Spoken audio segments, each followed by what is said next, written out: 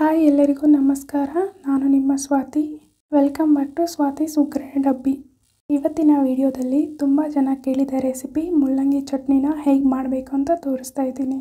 General ಆಗಿ ಮುಲ್ಲಂಗಿ ಅಂದರೆ ಸಾಂಬಾರಲ್ಲಿ ಹಾಕೋಕ್ಕೆ ಮಾತ್ರನೇ ಯೂಸ್ ಮಾಡ್ತೀವಿ. ಅದು ಬಿಟ್ಟರೆ ಬೇರೆ ಯಾವ ರೆಸಿಪಿಗೂ ಯೂಸ್ ಮಾಡಲ್ಲ. ನಾನು ಹೇಳಿದಾಗೆ ಒಂದು ಸಾರಿ ಈ ಮುಲ್ಲಂಗಿ ಚಟ್ನಿನ ಟ್ರೈ ಮಾಡಿ ತಿಂದಮೇಲೆ ಖಂಡಿತವಾಗಿ ಮುಲ್ಲಂಗಿಗೆ ಫ್ಯಾನ್ಸ್ ಆಗಿಬಿಡ್ತೀರಾ. ಮುಲ್ಲಂಗಿ ಅಂದರೆ ಇಷ್ಟ ಇಲ್ಲದೆ ಇರೋರಿಗೆ ಒಂದು ಸಾರಿ ಈ ರೆಸಿಪಿನ ಟ್ರೈ ಮಾಡಿ ಅವ್ರಿಗೆ ಹೇಳ್ದೇ ತಿನ್ನಿಸಿ ನೋಡಿ. ಇನ್ನೂ ಸ್ವಲ್ಪ ಹಾಕಿ ಅಂತ ಕೇಳಿ ಹಾಕಿಸ್ಕೊತಾರೆ.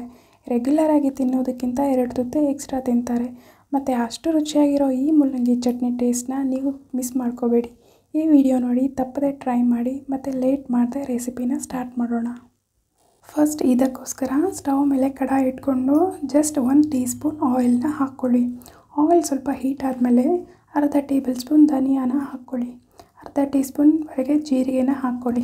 ಚಟ್ನಿ ಖಾರಕ್ಕೆ ತಕ್ಕಂತೆ 10ರಿಂದ 12 ಒಣಮೆಣಸಿನ್ಕಾಯನ್ನು ಹಾಕ್ಕೊಂಡು ಲೋ ಫ್ಲೇಮಲ್ಲೇ ಇವನ್ನು ಹುರಿದುಕೊಳ್ಳಿ.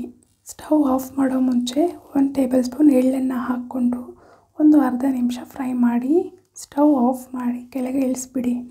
ಇವನ್ನೆಲ್ಲ ಕೂಡ ಮಿಕ್ಸಿ ಜಾರ್ಗೆ ಹಾಕಿ ತಣ್ಣಗಾಗಲು ಬಿಡಿ. ಈಗ ಅದೇ ಕಡಾಯಿನ ಸ್ಟವ್ ಮೇಲೆ ಇಟ್ಕೊಂಡು 3 ಟೀ ಸ್ಪೂನ್ವರೆಗೆ ಆಯಿಲ್ನ ಹಾಕ್ಕೊಳ್ಳಿ. ಎಣ್ಣೆ ಬಿಸಿ ಆದಮೇಲೆ ಚಿಕ್ಕ ಈರುಳ್ಳಿನ ತಗೊಂಡು ಸ್ವಲ್ಪ ದಪ್ಪಗೆ ಕಟ್ ಮಾಡಿ ಹಾಕ್ಕೊಳ್ಳಿ. ಹಾಗೆಯೇ 1/4 kgವರೆಗೆ ಮುಲ್ಲಂಗಿ ತಗೊಂಡು ಮೇಲಿರೋ ಸಿಪ್ಪೆ ತೆಗೆದು ಹೀಗೆ ಚಿಕ್ಕ ಪೀಸಸ್ ಆಗಿ ಕಟ್ ಮಾಡಿ ಹಾಕ್ಕೊಳ್ಳಿ. ಇದರಲ್ಲೇ ರುಚಿಗೆ ತಕ್ಕಷ್ಟು ಉಪ್ಪು ಹಾಗೆ 1/4 ಟೀ ಸ್ಪೂನ್ ಅರಿಶಿನ ಹಾಕ್ಕೊಂಡು ಒಂದ್ಸರಿ ಚೆನ್ನಾಗಿ ಮಿಕ್ಸ್ ಮಾಡ್ಕೊಳ್ಳಿ. ಪ್ಲೇಟ್ ಮುಚ್ಚಿ ಮಧ್ಯೆ ಮಿಕ್ಸ್ ಮಾಡ್ತಾ ಈ ಮುಲ್ಲಂಗಿನ ಸ್ವಲ್ಪ ಬೇಯಿಸ್ಕೊಳ್ಳಿ. ಮೀಡಿಯಮ್ ಫ್ಲೇಮಲ್ಲೇ ಇಟ್ಟು ಬೇಯಿಸ್ಕೊಳ್ಳಿ. ಮುಲ್ಲಂಗಿ ಸ್ವಲ್ಪ ಮೆತ್ತಗೆ ಹಾಕಬೇಕು. ಹೀಗೆ ಸಾಫ್ಟಾಗಿ ಬೆಂದಮೇಲೆ ಇದರಲ್ಲೇ 1/4 ಕಪ್ ಹಸಿ ತೆಂಗಿನಕಾಯಿನ ಹೀಗೆ ಚಿಕ್ಕ ಪೀಸಸ್ ಆಗಿ ಕಟ್ ಮಾಡಿ ಹಾಕ್ಕೊಳ್ಳಿ. ಹಾಗೆಯೇ 3ರಿಂದ 4 ಬೆಳ್ಳುಳ್ಳಿ ಹೆಸರನ್ನು ಮೇಲೆ ಸಿಪ್ಪೆ ತೆಗೆದು ಹಾಕಿ. ಹಾಗೆ 2 ರೆಂಬೆ ಕರಿಬೇವನ್ನು ಹಾಕ್ಕೊಂಡು 1-2 ನಿಮಿಷ ಲೋ ಫ್ಲೇಮಲ್ಲೇ ಸ್ವಲ್ಪ ಫ್ರೈ ಮಾಡ್ಕೊಳ್ಳಿ.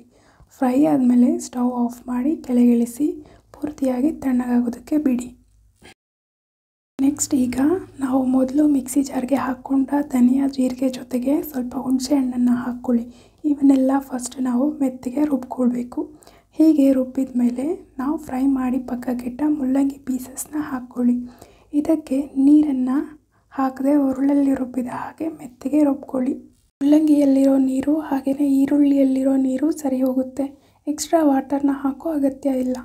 ಸೊ ಈ ವಿಧದಲ್ಲಿ ರುಬ್ಕೊಂಡ ಚಟ್ನಿನ ಅದೇ ಕಡಾಯಿಗೆ ಹಾಕ್ಕೊಂಡು ಸ್ವಲ್ಪ ಸಣ್ಣಗೆ ಕಟ್ ಮಾಡಿದ ಕೊತ್ತಂಬರಿ ಸೊಪ್ಪು ಹಾಕಿ ಮಿಕ್ಸ್ ಮಾಡ್ಕೊಳ್ಳಿ. ನಾವು ಆಲ್ರೆಡಿ ಮುಲ್ಲಂಗಿ ಫ್ರೈ ಮಾಡಬೇಕಾದ್ರೆ ಸಾಲ್ಟ್ ಹಾಕಿರ್ತೀವಿ ಅಲ್ವಾ, ಟೇಸ್ಟ್ ನೋಡಿ ಸಾಲ್ಟ್ ಅಡ್ಜಸ್ಟ್ ಮಾಡ್ಕೊಳ್ಳಿ. ಹಾಗೆ ಇವನ್ನೆಲ್ಲ ಹಾಕಿ ಚೆನ್ನಾಗಿ ಮಿಕ್ಸ್ ಮಾಡ್ಕೊಬಿಡಿ.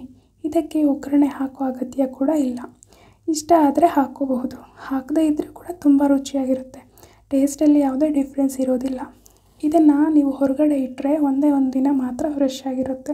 ಫ್ರಿಡ್ಜಲ್ಲಿ ಇಟ್ಟರೆ 2ರಿಂದ 3 ದಿನ ಇರುತ್ತೆ ಅಷ್ಟೇ ಫ್ರೆಂಡ್ಸ್. ಎಷ್ಟೋ ರುಚಿಯಾದ ಬಾಯಲ್ಲಿ ನೀರೂರಿಸುವ ಮುಲ್ಲಂಗಿ ಚಟ್ನಿ ರೆಡಿ ಆಯಿತು. ಬಿಸಿ ಅನ್ನಕ್ಕೆ ಸ್ವಲ್ಪ ತುಪ್ಪ ಹಾಕ್ಕೊಂಡು ಕಲಸಿ ತಿಂತಾಯಿದ್ರೆ ಪ್ರತಿ ತುತ್ತಿಗೂ ಬಾಯಲ್ಲಿ ನೀರೂರ್ತಾ ಇರುತ್ತೆ.